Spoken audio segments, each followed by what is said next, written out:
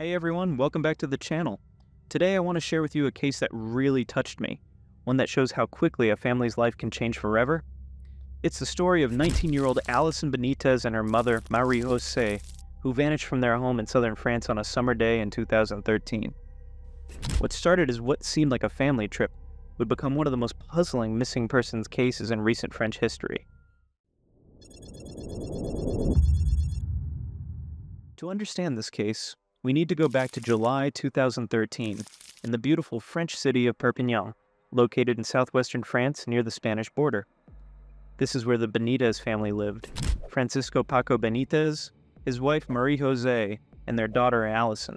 Francisco Benitez was a chief warrant officer in the French Foreign Legion, originally from Spain. He had built what seemed like a stable life with his French wife Marie-José and their daughter. Allison was 19 years old and had just been selected as a candidate for the Miss Roussillon beauty contest. She was excited about her future and had her whole life ahead of her. Marie-José was 53 years old, and neighbors described the family as generally quiet and private. But as we'll see, there was much more going on beneath the surface than anyone realized. July 14, 2013, Bastille Day in France, started like any other summer day for the Benitez family. But by the end of that day, two family members would be gone forever. According to the timeline investigators later pieced together, Allison met with her father Francisco on that Sunday morning. This would be the last confirmed sighting of the young woman who had so much to look forward to.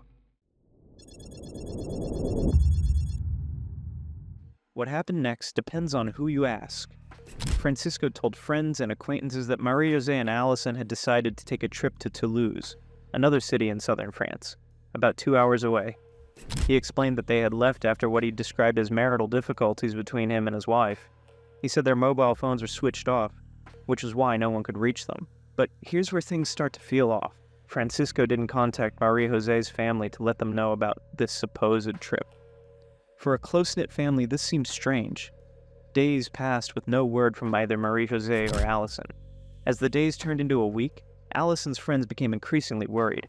They knew how excited she was about the beauty contest, and couldn't understand why she would just disappear without a word. These weren't the days of social media breaks or digital detoxes. When someone went quiet, especially someone as social as Allison, people noticed. The friends made the decision that would change everything. They contacted the police to report both Allison and Marie-José as missing. This was several days after they had supposedly left for their trip. It wasn't until July 22nd, 8 days after their alleged departure, that Francisco himself officially reported them missing to authorities. For many people following this case, this delay raised immediate red flags. Why wait over a week to report your wife and daughter missing? When police began their investigation, they quickly discovered some troubling inconsistencies. They found no evidence that Allison and Marie-José had actually traveled to Toulouse. Neither woman had a driving license, so they would have needed to take public transportation. But when investigators checked the CCTV footage at Perpignan's railway station, they found no trace of either woman. As police dug deeper, more concerning facts emerged. Phone records showed that neither Allison's nor Marie-José's phones had received or made any calls since their supposed departure on July 14th. Bank records showed no activity on either of their accounts. No withdrawals, no purchases, nothing. For two women who had supposedly gone on a spontaneous trip, there was absolutely no digital footprint of their journey. In today's connected world, it's almost impossible to travel without leaving some kind of electronic trace. On August 2nd, nearly 3 weeks after the disappearance, police launched what they called a preliminary inquiry to establish the causes of a worrying disappearance. They began extensive searches of the area, but all efforts to find any trace of the two women came up empty. Then something happened that would completely change the direction of the investigation. Media attention on the case reached beyond Perpignan, and it caught the attention of another family dealing with their own tragedy. The family of Simone Oliveira Alves came forward. Simone was a Brazilian woman who had mysteriously disappeared in 2004 at age 28. She had been living in Nimes, another city in southern France. Here's the shocking connection. She had been Francisco Benitez's girlfriend, and she had no idea he was married. The revelation of Francisco's double life sent shockwaves through the investigation. Here was a man who had been living a secret life for years, maintaining relationships with multiple women while his wife and daughter believed they were his only family.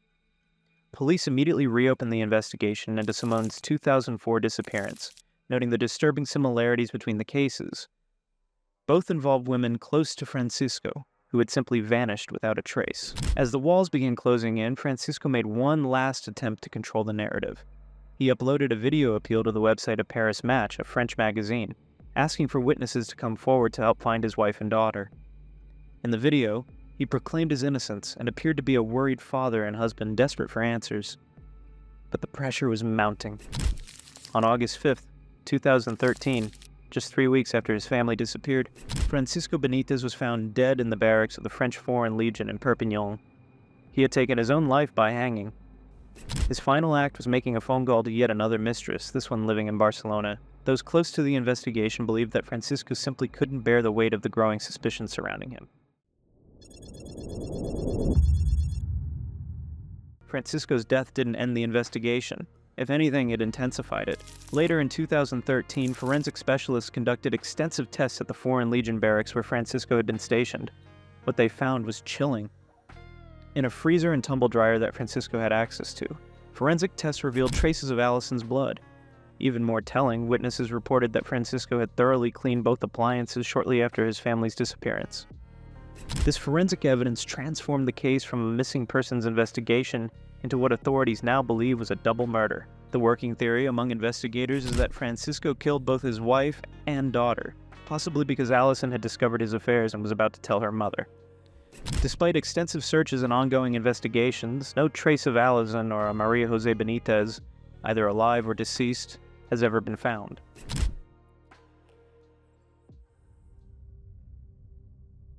The case of Allison and Marie-José Benitez reminds us how much we don't know about the people closest to us sometimes. Two women who should have been safe in their own home became victims of secrets and deception. Today, both women are presumed deceased, but their bodies have never been recovered. Their case remains officially open, and investigators continue to hope that someone somewhere might have information that could finally bring closure to this tragic story. What do you think happened to Allison and Marie-José? Do you believe there might be more to this story that we still don't know? If this case touched you like it did me, please consider sharing this video. Cases like these need to be remembered, and sometimes sharing these stories can lead to new information, or help other families going through similar situations. Stay safe out there, and remember to trust your instincts if something doesn't feel right in your own community. Sometimes the most important thing we can do is simply pay attention to the people around us. I'll see you in the next video. Take care.